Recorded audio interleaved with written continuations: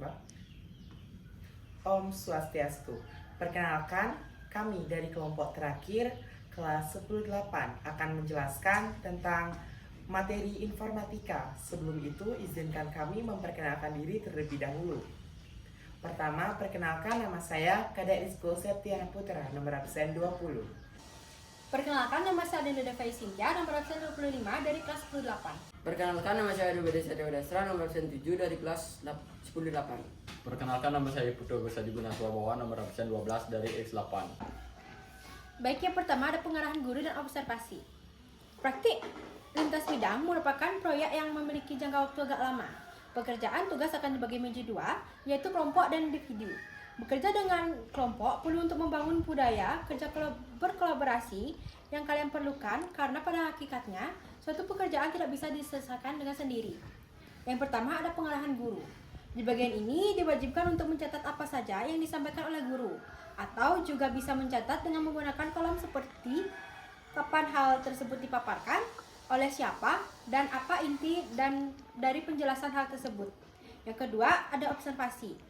Observasi sama saja dengan mengamati, di mana hal ini mencari bagian inti atau fokus yang kita cermati. Adapun contoh dari observasi, yaitu konsep kota cerdas atau smart city. Salah satu permasalahan yang sedang dihadapi kawasan perkotaan adalah meningkatnya urbanisasi. Urbanisasi merupakan perpindahan dari luar kota atau desa ke kota, hingga menyebabkan populasi masyarakat di perkotaan semakin meningkat. Bukan hanya permasalahan populasi saja, namun juga meningkatnya sampah, munculnya kawasan kumuh, angka kriminal naik, dan dapat diawali dengan fenomena urbanisasi. Salah satu solusi untuk mendapatkan salah satu solusi untuk mengatasi permasalahan urbanisasi yang ada di kawasan perkotaan adalah dengan menerapkan konsep smart city. Sebagai siswa yang telah belajar konsep-konsep informatika, kalian akan mendapatkan atau melaksanakan sebuah kegiatan penerapan teknologi informatika atau informasi dalam kehidupan bermasyarakat di lingkungan sekitar. Untuk menggali permasalahan yang ada, kalian dapat melakukan atau berkunjung dengan dan wawancara terhadap masyarakat sekitar. Proyek Smart City sederhana dapat meliputi konsep-konsep yang telah disusun oleh Kementerian Komunikasi dan Informatika, seperti Smart Environment, yaitu menyiapkan kawasan wisata prioritas menjadi kawasan yang bersih, bebas sampah, dan tertib. Yang kedua ada Smart Economy, yaitu memastikan implementasi TIK dalam proses transaksi atau cashless berlangsung di kawasan wisata prioritas dan pemerintah daerah sekitar. Yang ketiga ada Smart Branding, yaitu membantu pemerintah daerah pada kawasan wisata prioritas dalam meningkatkan kunjungan wisata. Yang keempat ada Smart Government, yaitu memastikan pemerintah daerah pada kawasan wisata prioritas menerapkan sistem pemerintahan berbasis elektronik atau SPBE secara berkualitas dalam upaya pelayanan publik yang baik. Yang keenam ada Smart Society, yaitu memastikan masyarakat tujuan memiliki wisata prioritas dan kawasan sekitarnya memiliki kapasitas unggul dan mampu menjadi tuan rumah yang baik.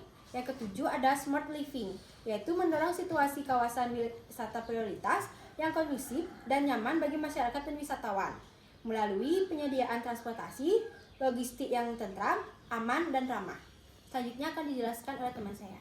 Sebagai studi kasus, dilakukan kolaborasi dengan pengurus RT atau RW yang akan ditentukan bersama guru untuk mengenali permasalahan tentang pendataan kependudukan dan aktivitas bulanan seperti pendataan luas wilayah RT atau RW, pendataan jumlah penduduk RT atau RW, pendataan lokasi pembuangan sampah, penarikan iuran sampah, penarikan iuran keamanan, pendataan jumlah sampah yang dihasilkan warga.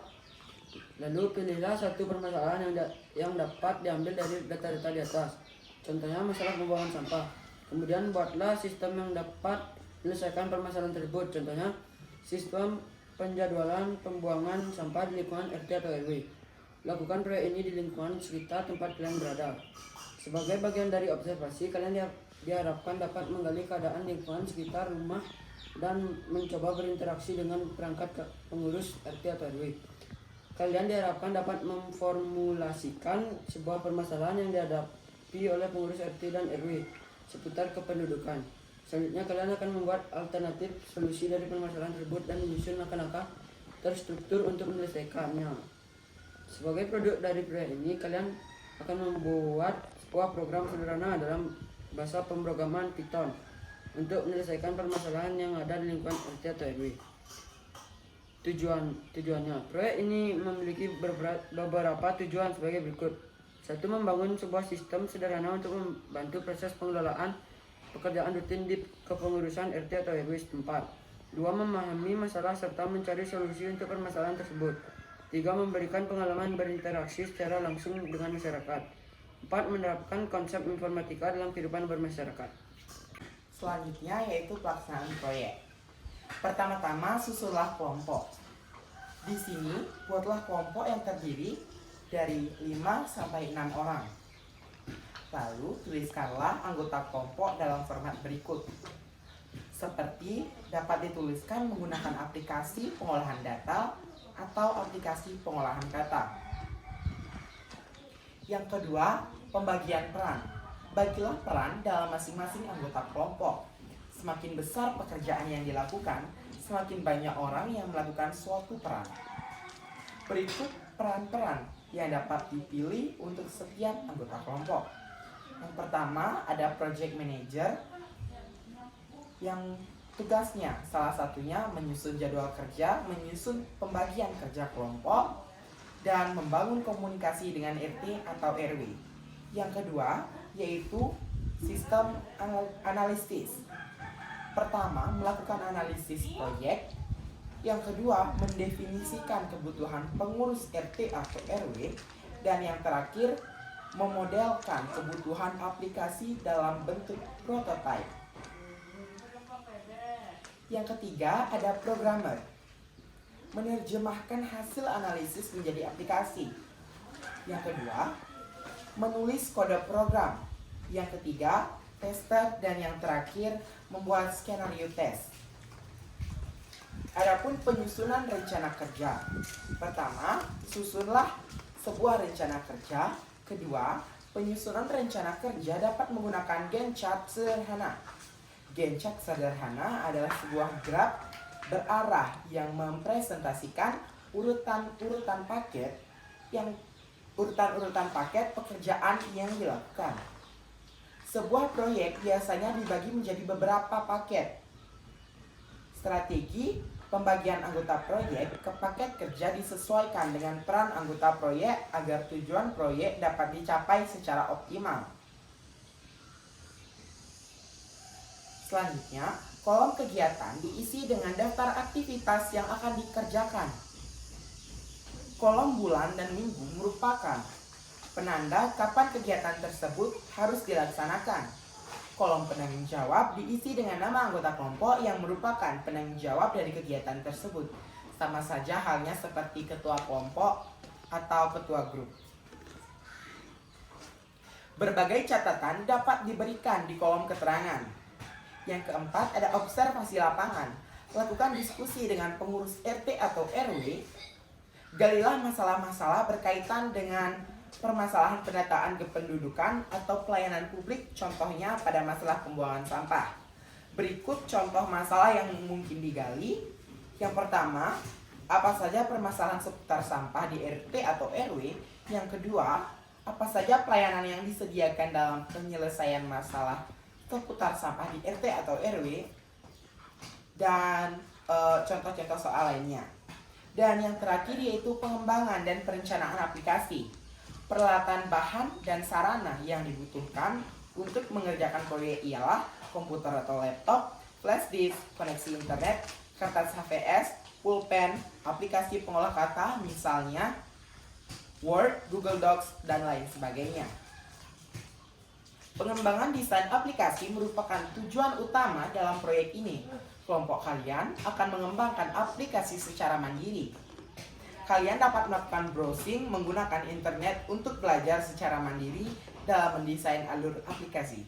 Selanjutnya akan dijelaskan oleh teman saya.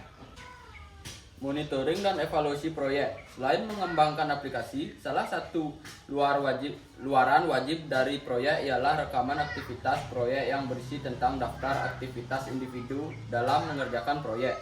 Luaran lainnya ialah kode program, desain prototipe, dan aplikasi. Selain dalam bentuk produk aplikasi, terdapat dokumen pendukung seperti poster atau infografis, serta dokumen yang berisi refleksi dan evaluasi. Setiap anggota kelompok wajib membuat rekaman aktivitas proyek atau log activity. Ini yang kemudian akan dikumpulkan kepada guru pada saat penyusunan laporan kemajuan dan laporan akhir. 1. Penyusun laporan kemajuan. Laporan kemajuan merupakan laporan yang berisi deskripsi umum proyek, temuan masalah di lokasi, solusi yang diambil, kendala pengembangan, rencana tindakan lanjut, perencanaan dan pengembangan aplikasi. 2. Penyusun laporan akhir. Laporan akhir merupakan laporan lengkap pengerjaan PLB. Laporan ini berisi hal-hal berikut: deskripsi umum proyek, proses desain dan pengembangan aplikasi, demo aplikasi, temuan masalah di lapangan, saran, solusi yang diambil. Laporan singkat ini dibuat secara berkelompok menggunakan aplikasi pembuat presentasi atau aplikasi pengolah kata. Sekian presentasi dari kelompok kami. Kami ucapkan terima kasih. Paramo Santi, Om Santi, Santi, Santi Om.